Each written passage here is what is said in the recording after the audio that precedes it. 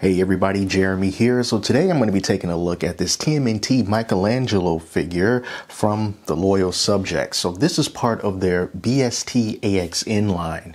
And if you traveled into the collectibles section of Walmart, you've probably seen a lot of these hanging around. They got a bunch of different licenses for different shows and even bands. Kiss, AC/DC, Slash, Lord of the Rings. They got a pretty decent collection under their umbrella. So the BST stands for basically best. Best features, best articulation, and best assortment. We will see. So I picked this guy up at Walmart. He was $17.99. It's the first time that I've seen them in my local Walmart. They had all the turtles except for Raphael, and it was just too tempting to pass up. So let's open this up. Let's take a look at him. And then later on, we're going to do a little bit of a comparison between this and the cartoon turtles that NECA came out with some time ago. So let's take a closer look. I think this figure sort of toes the line between what you would see in the normal toy aisle, something that Playmates would make, and then on the other end of that spectrum, something more akin to what NECA would make. So somewhere between that $20-ish to $35 range, I think this figure kind of sits right there in the middle. Now, as far as the likeness goes and how well they put this guy together, I do think the Loyal Subjects did a pretty good job. I think it looks pretty faithful to how Michaelangelo and really the other turtles would look as part of the 90s cartoon, you know, that classic look that people my age really resonate with. And it's not bad. You know, it's not bad, especially for $17.99 is what I paid for the guy. So as far as the accessories that he comes with a couple of these nunchucks that he has here. And then if I turn them around on the back, they also have this where you can put those nunchucks when you're not using them. I love that they included that because, you know, I wish that we didn't get so many accessories with nowhere to put them. You know, I have plastic bags full of accessories, so it's nice to be able to store them somewhere on the figure instead of just throwing them in a pile. Other accessories that you get here is sort of like this turtle shell themed grappling hook dealie. So that's kind of interesting. And then you also get an interchangeable head. So this is like the smiling to one side, kind of smirking Michaelangelo. And then you're also going to get 2 pairs of interchangeable hands. So altogether, we're going to be getting 3 pairs of interchangeable hands. The ones that come on him already that are more so open, which are these right here. I took these off. And then you're going to get a couple of fisted hands as well. So decent amount of accessories that they give you with this. And then this was also in the box. I guess this is kind of like a sticker or something. I couldn't peel it off, so I'm not completely sure if it's a sticker, but it was kind of crinkled up in the box. But yeah, they throw that in there too. A little free company branding. These nunchucks are made of a softer material, so it makes it easier to get them inside Michelangelo's hands. They're not like the really rigid plastic that you need to heat up. There's not going to be a risk of chipping off the paint of his green hands trying to get these nunchucks in because they are very bendable. And then for the chain itself, they are kind of like pre-molded to be somewhat kind of stiff. You know, well, not stiff in a bad way, but, you know, they have motion to them. They have like a flow to them. So they're going to look kind of hooked over, which I think is pretty cool. It helps to add to the motion of things. So I think that they did a decent job on the nunchucks. You know, the paint, just fine. So let's straighten him up, get a better look at Michaelangelo in his articulation. So let's take a look at this articulation, see how much we get for this price point. Now, the first thing that I notice is the head articulation. I took the head off so that I can see what they were working with. And the head is not on a hinge, so you can't really move his head up and down like that because it's just a ball there.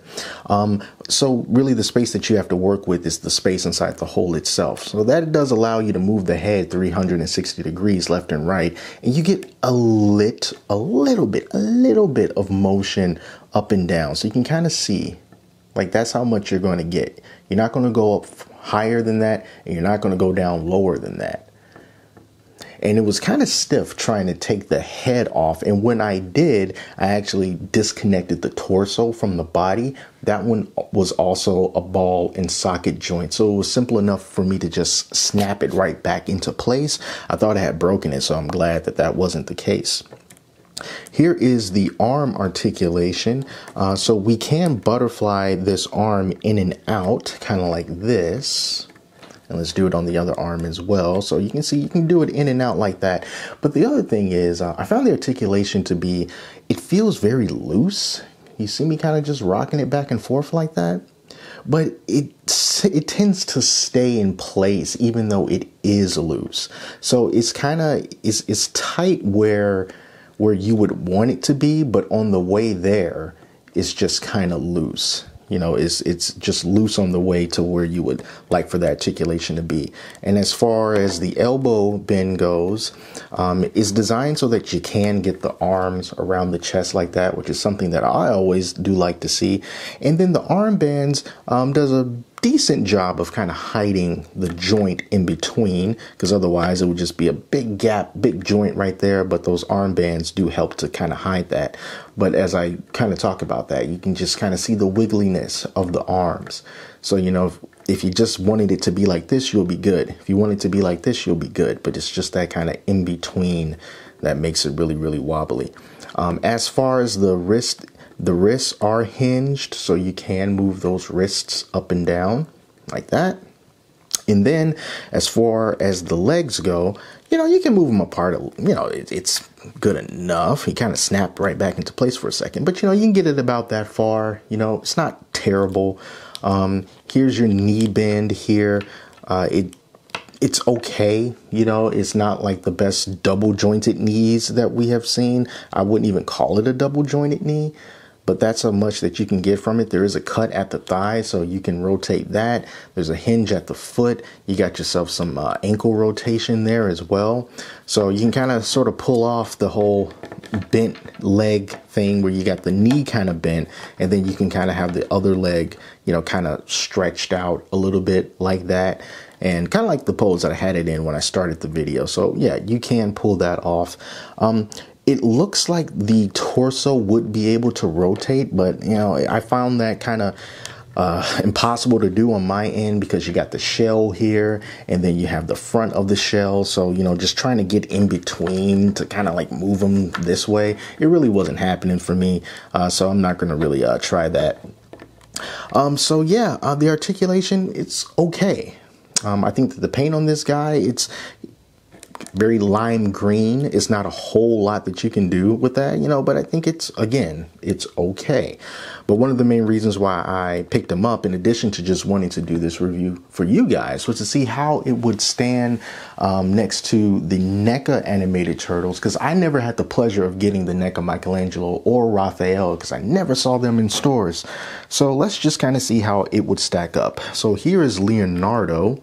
And as you can see, they are not of the same scale.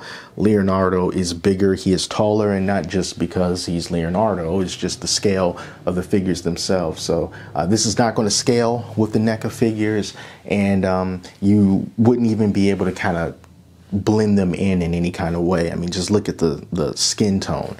Leonardo is so much darker than Michaelangelo here, so it's just not going to work, but it was worth the try. But while we got this comparison up, you can kind of just see the difference in the quality, at least as far as the paint goes and the attention to detail that NECA gave their turtles compared to what we see here with the Loyal Subjects version of this BST AXN line. You see that NECA has a lot more line work going on, and it helps to, you know, bring out the figure, gives it a little bit more dimension, whereas this one is just more basic and flat. So you're definitely getting your money's worth, or got your money's worth, with the NECA version, especially compared to all these other ones that we see coming out here. So, you know, overall, I think that this is, I keep saying okay, and that's the best way for me to describe this figure. I think that he's okay, especially for $17.99. There's a lot of figures out there that cost more than that, that don't give you a whole lot more than what you're getting right here. So I think for $17.99, it's a pretty decent price.